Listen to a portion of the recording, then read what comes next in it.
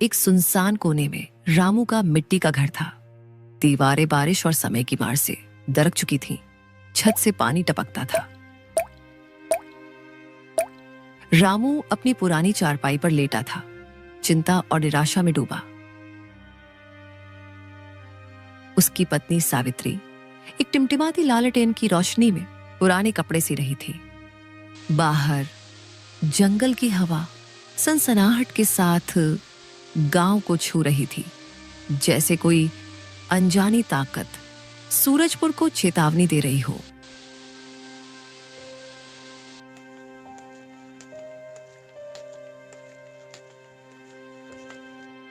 सावित्री, इस बार भी फसल सूख गई। कीड़े, सूखा और अब लाला का कर्ज मैं हार रहा हूँ। बच्चों को क्या मुंह दिखाऊंगा? भगवान ने हमें क्यों इस हाल में छोड़ा? रामू, धीरज रख। हमने हमेशा मुश्किलों का सामना किया है। भगवान ने अगर हमें इस हाल में डाला है तो कोई रास्ता भी दिखाएंगे। बस मेहनत मत छोड़। रामू ने एक गहरी सांस ली। उसका मन बेचैन था। उसकी आंखें छत की ओर थीं, जहां से पानी की बूंदें टपक रही थीं। तभी बाहर से एक ठंडी रहस्यमयी आवाज गूंजी। आवाज इतनी गहरी थी कि रामू का दिल दहल गया। रामू, जंगल की गहराई में मूर्ति तुम्हें बुला रही है। आ, अभी आ। रामू, जंगल की गहराई में मूर्ति तुम्हें बुला रही है। आ, अभी आ। ये क्या था? सावित्री, तूने सुना? कोई मेरा नाम ले रहा है। रात के इस पहर में कौन हो सकता है? रामू, ये कोई अच्छा संकेत नहीं। रात के इस वक्त जंगल में कौन बुलाएगा? भूत प्रेत का चक्कर तो नहीं? मत जा, मैं डर रही हूँ। रामू ने सावित्री की ओर देखा। उसकी आंखों में डर साफ दिख रहा था, लेकिन रामू का मन बेचैन था। गरीबी ने उसे इतना मजबूर कर दिया था कि वो किसी भी उम्मीद को आजमाने को तैयार था। उसने अपनी पुरानी लालटेन उठाई और धोती कस ली। सावित्री, अगर ये सचमुच कोई चमत्कार है तो शायद हमारी जिंदगी बदल जाए। मुझे जाना होगा।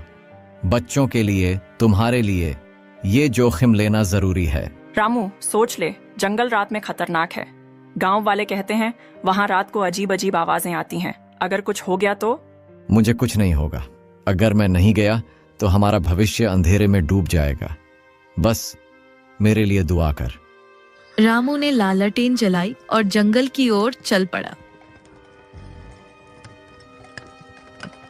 सावित्री दरवाजे पर और दिल में डर ली।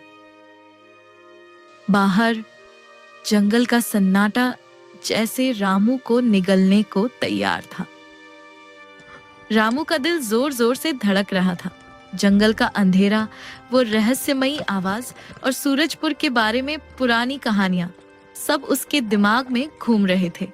गांव वाले कहते थे कि जंगल में एक प्राचीन मंदिर है, जहां सैकड़ों साल पहले एक जादुई मूर्ति थी जो लालचियों को सजा देती थी। क्या रामू उसी मूर्ति की ओर जा रहा था या ये कोई भ्रम था? जंगल का सन्नाटा इसका जवाब नहीं दे रहा था। रामू जंगल की घनी राहों से गुजर रहा था। पेड़ों की टहनियां हवा में हिल रही थी, जैसे कोई फुसफुसा रहा हो। जंगल में एक अजीब सी गंध थी, मिट्टी, सड़ी लकड़ियों और कुछ अनजाने का मिश्रण। रामू की लालटेन की रोशनी बार बार टिमटिमा रही थी, जैसे कोई अदृश्य शक्ति उसे बुझाना चाहती हो। ये जंगल इतना खामोश क्यों है? क्या वो आवाज सच थी या मैं पागल हो रहा हूं? अचानक एक उल्लू की आवाज गूंजी और रामू का दिल धक से रह गया। उसने देखा, दूर एक पेड़ पर दो चमकती आंखें उसे घूर रही थीं। वो रुक गया, उसकी सांसें तेज थीं। कौन है वहां? दिखाई दो। कोई जवाब नहीं आया, सिर्फ हवा की सनसनाहट थी। रामू ने हिम्मत जुटाई और आगे बढ़ा। कुछ देर बाद वो एक टूटे फूटे मंदिर के सामने पहुंचा। मंदिर की दीवारें बेलों और जड़ों से ढकी थीं, जैसे जंगल ने इसे अपने आगोश में ले लिया हो। मंदिर के बीच में एक प्राचीन मूर्ति खड़ी थी, एक देवी की मूर्ति, जिसके माथे पर लाल तिलक चमक रहा था और आंखों में ऐसी चमक जैसे वो जीवित हो। मूर्ति के आसपास एक अजीब सी धुंध थी जो हल्के हल्के हिल रही थी। ये मूर्ति इतनी रात को ये चमक कैसे रही है?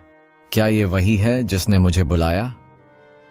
रामू ने मूर्ति के पास जाने की कोशिश की, लेकिन उसके कदम जैसे जम गए। हवा में एक ठंडक थी और उसके कान में फिर वही आवाज गूंजी। रामू, नजदीक आ, मूर्ति तुम्हारा इंतजार कर रही है। मूर्ति की आंखें अचानक तेजी से चमकी और एक गहरी, शक्तिशाली आवाज मंदिर में गूंज उठी। रामू, मैं हूँ प्राचीन देवी कालिका की मूर्ति। सैकड़ों साल पहले मैं इस जंगल में एक शक्तिशाली साम्राज्य की रक्षक थी। मेरी शक्ति ने राजाओं को बनाया और बिगाड़ा। तुम्हारी सच्चाई और गरीबी ने मुझे जगा दिया। मुझे अपने घर ले जा और मैं तुम्हें वह सब दूंगी जो तुम मांगोगे। सचमुच तुम मेरी गरीबी मिटा सकती हो? लेकिन ये सब इतना आसान कैसे? मेरी शक्ति पर शक मत कर रामू। इस जंगल का रहस्य मेरे साथ जुड़ा है।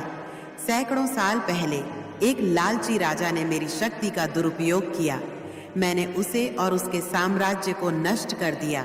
तब से मैं इस मंदिर में छिपी हूँ, एक सच्चे दिल वाले का इंतजार कर रही हूँ। मेरी एक शर्त है, मेरे बारे में किसी को नहीं बताना। अगर तूने ये राज खोला तो अनर्थ होगा, और हाँ, लालच की कीमत बहुत भारी है।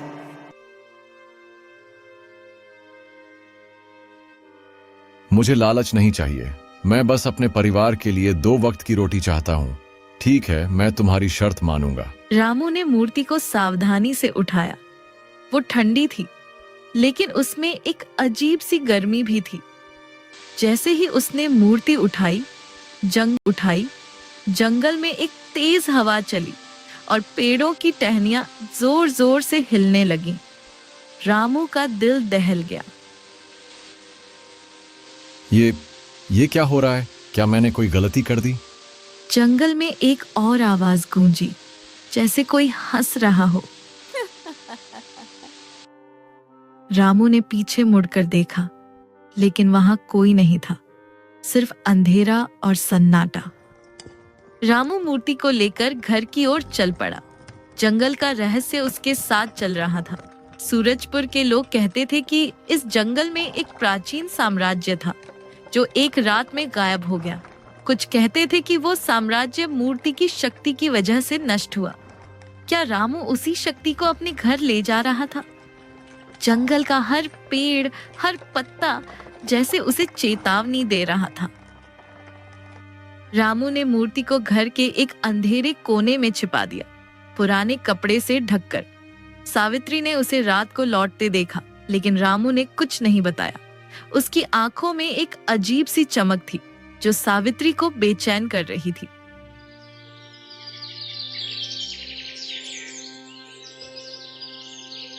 सुबह होते ही गांव का साहूकार लाला राम प्रसाद अपने 2 गुंडों के साथ रामू के घर आ धमका।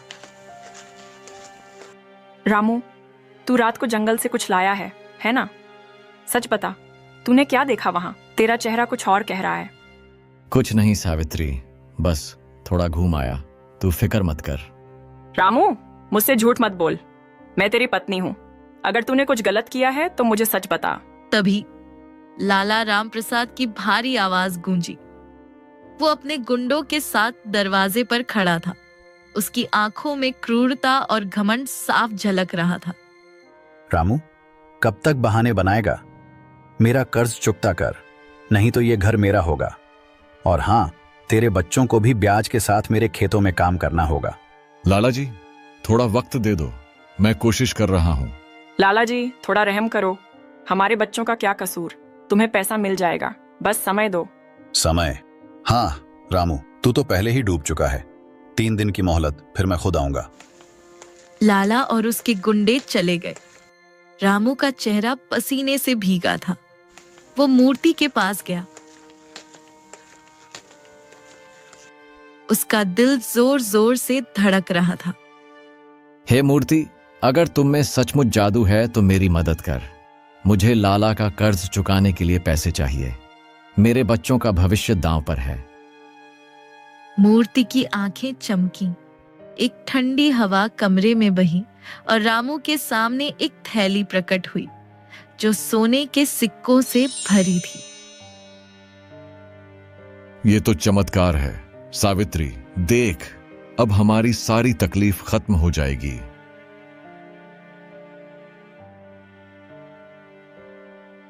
रामू, ये पैसे कहाँ से आए? तूने कोई गलत काम तो नहीं किया? सच बता, नहीं तो मैं बच्चों को लेकर मायके चली जाऊंगी। नहीं सावित्री, ये बस भगवान की कृपा है, तू फिक्र मत कर। रामू ने लाला का कर्ज चुका दिया, घर की मरम्मत करवाई और गांव में उसकी अमीरी की चर्चा होने लगी। लेकिन सावित्री का मन बेचैन था।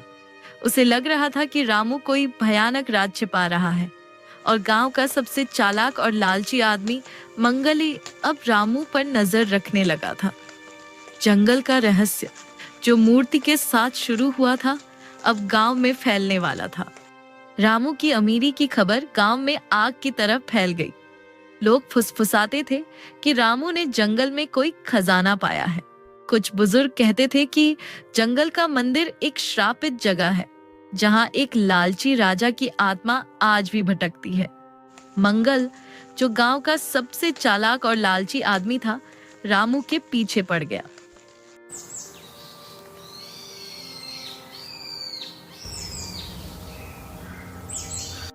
एक दिन मंगल ने रामू को बाजार में घेर लिया।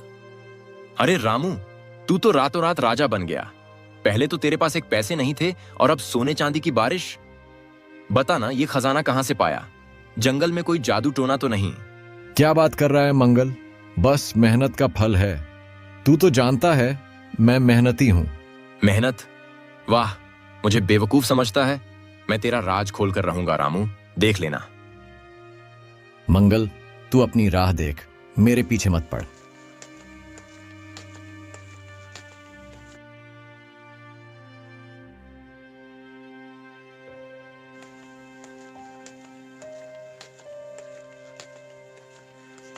जंगल में मंगल ने मंदिर के खंडहर देखे। मंदिर के खंडहर देखे। वहां की दीवारों पर प्राचीन लेख खुदे थे जो समय के साथ धुंधले हो गए थे।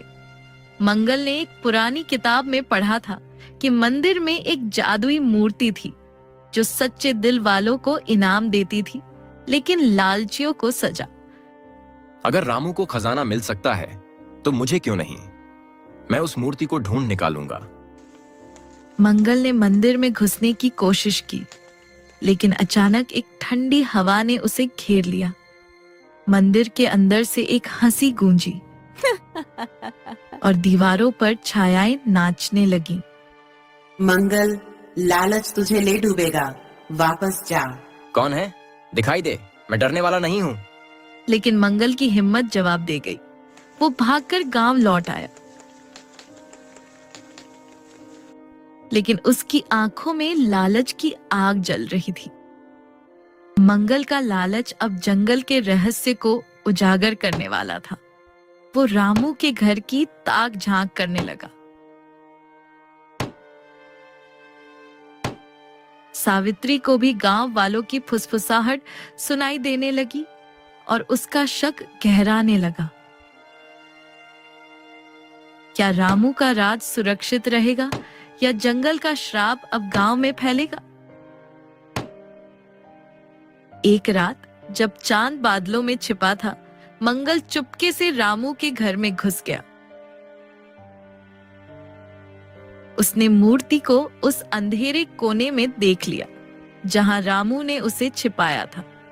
मूर्ति की आंखें हल्के हल्के चमक रही थी। मंगल की आंखें लालच से चमक उठी। तो ये है रामू का राज। ये मूर्ति, ये जरूर जादुई है। इसे चुराकर मैं भी राजा बन जाऊंगा। जैसे ही मंगल ने मूर्ति को छूने की कोशिश की, मूर्ति की आंखें लाल होकर चमकी और एक डरावनी हंसी पूरे घर में गूंज उठी। मंगल, तेरा लालच तुझे नष्ट कर देगा। ये मूर्ति सच्चे दिल वालों की है, तेरे जैसे लालची के लिए नहीं। दूर हट, वरना सजा भुगतेगा।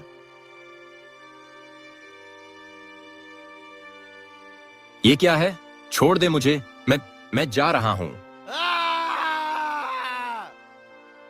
मंगल की चीख ने सावित्री को जगा दिया। वो दौड़कर उस कोने में आई जहां मूर्ति थी। रामू, ये मूर्ति क्या है? तूने इसे कहां से लाया? और ये आवाज, ये सब क्या हो रहा है? सावित्री, मैंने तुझसे कुछ नहीं छिपाया। बस ये मूर्ति, ये हमारी गरीबी मिटाने का रास्ता थी, लेकिन अब मुझे डर लग रहा है। रामू, मैंने कहा था ना, ये कोई श्राप है। इसे वापस ले जा जहां से लाया था। मंगल की जीभ ने गांव में आग लगा दी। अगली सुबह गांव में अफवाह फैल गई कि रामू के पास एक जादुई मूर्ति है जो सोने चांदी की बारिश करती है। लाला, राम प्रसाद और मंगल ने मिलकर एक खतरनाक योजना बनाई। जंगल का रहस्य अब गांव की गलियों में गूंज रहा था। गांव के पंचायत घर में लोग इकट्ठा हैं। लाला, राम प्रसाद और मंगल ने गांव वालों को भड़काया है। रामू और सावित्री भी वहां मौजूद हैं। माहौल तनावपूर्ण है। गांव वालों, रामू ने हम सबको धोखा दिया है। उसके पास एक जादुई मूर्ति है जो उसे अमीर बना रही है। वो इसे हमसे छिपा रहा है। ये गांव की संपत्ति है, उसे हमें दे देना चाहिए। हाँ, मैंने अपनी आंखों से देखा। वो मूर्ति जादुई है। रामू, अब छिपाने से क्या फायदा? सबको बता, नहीं तो हम तुमसे सच उगलवा लेंगे।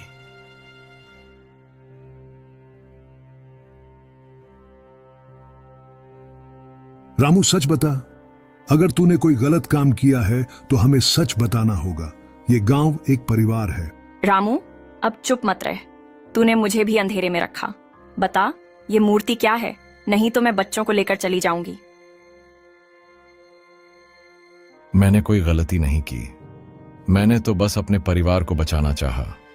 हाँ, एक मूर्ति है, लेकिन वो जादुई है। उसने मेरी मदद की, लेकिन उसने मुझे चेतावनी दी थी कि इसका राज किसी को न बताऊं। गांव वाले हैरान हैं। कुछ डर रहे हैं, कुछ लालच में डूबे हैं। मंगल और लाला की आंखें चमक रही हैं।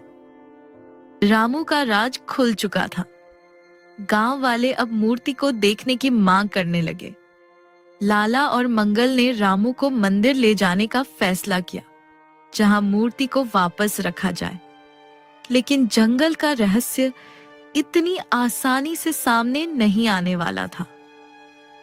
रामू, सावित्री, लाला, मंगल और कुछ गांव वाले मंदिर की ओर चल पड़े। जंगल का अंधेरा और सन्नाटा सबको डरा रहा था। मंदिर के पास पहुंचते ही हवा में एक ठंडक फैल गई। मंदिर की दीवारों पर प्राचीन लेख चमकने लगे, जैसे कोई जादुई शक्ति जाग उठी हो। मैंने तुम्हारी शर्त तोड़ दी मूर्ति, मुझे माफ कर दे। रामू, अब मूर्ति को जगा, दिखा ये क्या कर सकती है। अगर ये जादुई है तो हम सब इसका फायदा उठाएंगे। हाँ रामू, अगर तूने हमें धोखा दिया तो तेरा और तेरे परिवार का बुरा हाल होगा।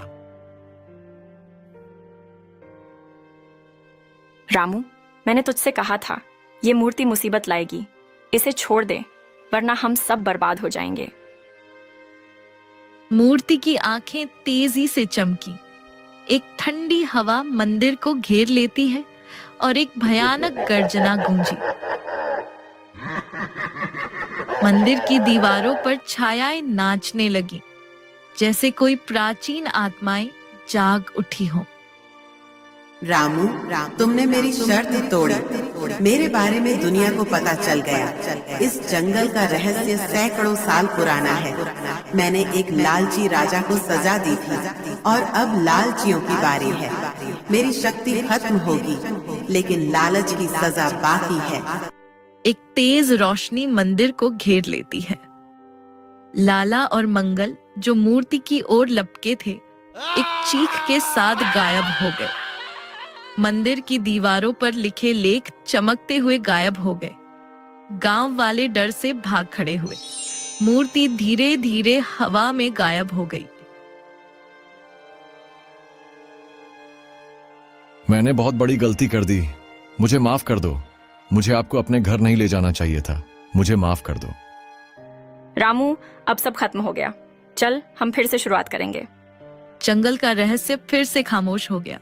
मूर्ति गायब हो गई और साथ ही गायब हुए लालच की आग में जलने वाले लोग। रामू और सावित्री ने फिर से मेहनत शुरू की। गांव में शांति लौट आई, लेकिन मंदिर आज भी सूरजपुर के जंगल में खड़ा है, खामोश और रहस्यमय। क्या वो मूर्ति सचमुच थी या एक सबक? ये सवाल सूरजपुर के लोगों के दिलों में आज भी गूंजता है।